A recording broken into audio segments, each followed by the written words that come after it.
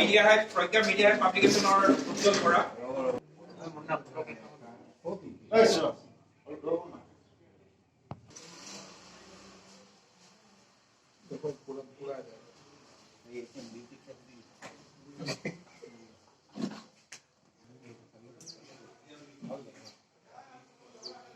কথা ক'ব খোজো এই কিতাপখন ইতিমধ্যে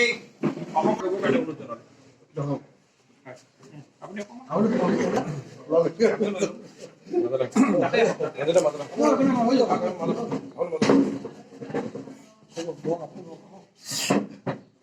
বন্ধুবৰ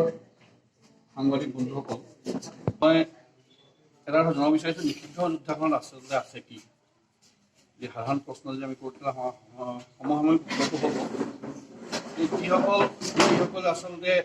আলফাৰ এই সশস্ত্ৰ সংগ্ৰামত বিভিন্ন কাৰণত মৃত্যুবৰণ কৰিলে কাৰোবাৰ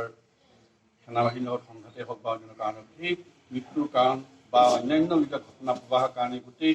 ঘটনা যি হ'ল বহু ঘটনা গাঁৱত লুকাই থাকিলে বহু ঘটনাই আমি বহুতক জানো যে আমুক মৰিলে কিন্তু তেওঁলোক কিহৰ কাৰণে মৰিলে কাৰ কাৰণে মৰিলে কি কাৰণে মৰিলে বা কি পৰিস্থিতিত মৰিলে সেই কথাখিনি বহুত আমাৰ অজ্ঞাত হৈ আছিলে সেই এনে কিছু ঘটনা আচলতে আলম লৈ এই নিষিদ্ধ যুদ্ধাখন বন্ধুবৰ বীৰুমণি গগৈ এটা দীঘলীয়া সময়ৰ পৰা ৰুচি আছিলে তেতিয়াই কিতাপ এখন প্ৰকাশ কৰাৰ প্ৰতি দাবী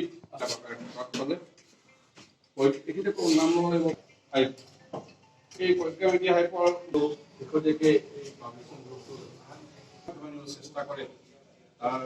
জ্বলন্ত উদাহৰণ এই কিতাপখন